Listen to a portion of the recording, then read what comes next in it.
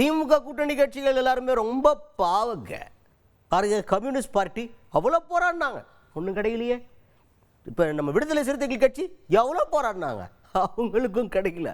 பிரதிநிதித்துவம் இல்லாத கட்சிகளுக்கெல்லாம் நிறைய சீட்டு கொடுத்துக்கிறாங்க அப்படின்னு சொல்லிட்டு கூட்டணி கட்சிகளுக்கு திமுக தொகுதி பிரித்து கொடுக்கறதில்ல, ரொம்ப பயங்கரமாக விளையாடி இருக்கு அப்படின்னு விமர்சனத்தை முன்வைத்திருக்கிறார் ஒருவர். யார் அவர்? எதிர்கட்சி தலைவர் எடப்பாடி பழனிசாமி அவர்கள். அவர் தான் பிரச்சாரத்தை ஆரம்பித்து படு சுறுசுறுப்பாக பிரச்சாரம் பண்ணிட்டு இருக்கிறார். இப்போ பிரச்சாரம் பண்ணும்போது முதல்ல மக்கள்கிட்ட என்ன பேசலாம்? மக்கள் பிரச்சனை என்ன இருக்குது, உங்களுக்கு என்னங்க வேணும், ரோடு வேணுமா, லைட் வேணுமா, தண்ணி வேணுமா, அப்படிலாம் கேட்டு பேசியிருக்கலாம். ஆனால் அங்கேயும் போயிட்டு திமுக நிலைமையை பற்றி பேசுகிற அளவுக்கு திமுக நிலைமையே ரொம்ப பரிதாபமாக இருக்குது. ஏன்னா திமுக கூட்டணி கட்சிகளுக்கு அநீதி இழைக்கப்பட்டிருக்கு அப்படின்னு வருத்தப்படுறாரு எடப்பாடி பழனிசாமி அவர்கள். என்னடா அப்படி பண்ணிவிட்டாங்க அப்படின்னு பார்த்தீங்கன்னா, கம்யூனிஸ்ட் பார்ட்டிக்கு ஏற்கனவே போட்டியிட்ட தொகுதிகளிலிருந்து ஒரு தொகுதியை கம்மி பண்ணி 5 தொகுதி தான்.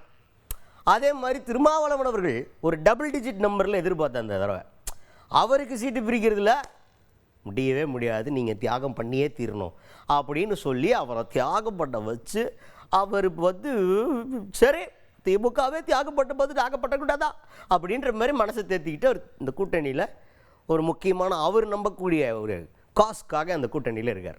இதை பற்றிலாம் தான் பேசுகிறாரு எடப்பாடி பழனிசாமி அவர்கள். இவங்கெல்லாம் ஏற்கனவே ஒரு ஓட் பர்சன்டேஜ் வச்சு பிரதிநிதித்துவம் வாய்ந்த கட்சிகள். இப்போ கம்யூனிஸ்ட் பார்ட்டினா அது நேஷ்னல் பார்ட்டி, இப்போ விசிகான்னா அவங்களுக்குன்னு ஒரு ஓட் பேங்க் இருக்குது. ஸோ அவங்கவுங்க அங்கீகரிக்கப்பட்ட ஒரு கட்சி. அப்படி இருக்கும்போது பிரதிநிதித்துவம் இல்லாத புதிய கட்சிகளுக்கு நிறைய தொகுதிகளை ஒதுக்கி கொடுத்துருக்குறாங்க திமுக. இது என்ன கணக்கு, இத்தனை வருஷமாக கூட வந்தாங்களே, இவங்களையும் நீங்கள் பண்ணுற தர்மம் இதுதானா அப்படின்ற மாதிரி ரொம்ப ஃபீல் பண்ணியிருக்காரு எடப்பாடி பழனிசாமி அவர்கள். கம்யூனிஸ்ட் கட்சியை சேர்ந்தவர்கள் போராடி பார்த்தார்கள். அவருடைய கட்சியுடைய நிர்வாகிகள் கூட்டத்தை கூட்டி பார்த்தார்கள், எவ்வளவோ முயற்சி செய்தார்கள். ஆனால் கடந்த தேர்தலில் போட்டியிட்ட தொகுதியை விட குறைவான தொகுதியைத்தான் பெற்றிருக்கிறார்கள். அதே போல திருமாவளவன் விடுதலை சிறுத்தை கட்சிகள், திருமாவளவன் தலைமையில் இருக்கின்ற விடுதலை சிறுத்தை கட்சி எவ்வளவோ போராடி 8 இடங்களில் பெற்றிருக்கிறாங்க. அது ஒரு அங்கீகரிக்கப்பட்ட கட்சியா இருக்குது. அங்கீகாரம் இல்லாத ஒரு கட்சிக்கு அதிக இடம் கொடுத்திருக்கிறாங்க. அதுக்கு அடுத்தது திமுக ஆட்சியில 4 அதிகார மையங்கள் இருக்கிறது அப்படின்னு பேசியிருக்கிறார். அதனாடா 4 அதிகார மையம் அப்படின்னு உங்களுக்கு டவுட் இருந்ததுன்னா அவர் என்ன சொல்றாருன்னா, 1 முதல்வர் மு க ஸ்டாலின் அவர்கள், இன்னொன்று துணை முதல்வர் உதயநிதி ஸ்டாலின் அவர்கள், 3வது ஸ்டாலின் அவர்களுடைய மருமகன் சபரீசன் அவர்கள், 4வது ஸ்டாலின் அவர்களுடைய துணைவியார் துர்கா ஸ்டாலின் அவர்கள். இவங்க 4 பேரும் தான் அதிகார மையம் அப்படின்ற ஒரு விமர்சனத்தை முன்வைத்திருக்கிறார் எடப்பாடி பழனிசாமி அவர்கள். இதனால இது ஒரு குடும்பத்துக்குள்ள இருக்கக்கூடிய அரசாங்கமாக தான் இருந்துகிட்டு இருக்குது, மக்களுக்கான அரசாங்கமா இல்லை. அதனால இது அகற்றப்பட வேண்டும், 2026 கண்டிப்பா இது அகற்றப்படும் அப்படின்ற மாதிரி பேசியிருக்காரு எடப்பாடி பழனிசாமி அவர்கள். இன்றைக்கு ஸ்டாலினுடைய ஆட்சியில குடும்பத்தில் இருக்கின்றவர்கள் அதிகார மையங்கள் 4 அதிகார மையம். 1 முதலமைச்சர் ஸ்டாலின், 2 துணை முதலமைச்சர் உதயநிதி அவர்கள், 3 திரு ஸ்டாலினுடைய மருமகன் சபரீஸ்வரன், 4 திரு ஸ்டாலினுடைய மனைவி மரியாதைக்கு துர்கா அவர்கள். 4 அதிகார மையங்கள் தமிழகத்தை ஆட்டி படைத்துக் கொண்டிருக்கின்றது. இந்த 4 அதிகார மையங்களுக்கும் முடிவு கட்டுகின்ற தேர்தல் வருகின்ற சட்டமன்ற பொது தேர்தல். அதுக்கடுத்தது முதல்வர் மு க ஸ்டாலின் அவர்கள் தமிழ்நாடு கவர்மெண்ட் தான் நம்பர் 1 சொல்லுகிறார். எதுல நம்பர் 1? கடன் வாங்குவதில் நம்பர் 1. 70 ஆண்டுகளுக்கு மேலாக நடந்த அட்மினிஸ்ட்ரேஷன்ல 20 கவர்மெண்ட் ஃபார்ம் பண்ணி நடத்தி இருந்தாலும் எவ்வளோ லட்சம் கோடி இருந்துச்சு? 4.5 லட்சம் கோடி கிட்ட தான் கடன் இருந்துச்சு மொத்தமாகவே இத்தனை இவ்வளோ வரலாறுல. ஆனால் இப்போ அந்த 5 வருஷம் திமுக ஆட்சிக்கு அந்த 5 வருஷத்தில் 5 லட்சம் கோடி கடன்.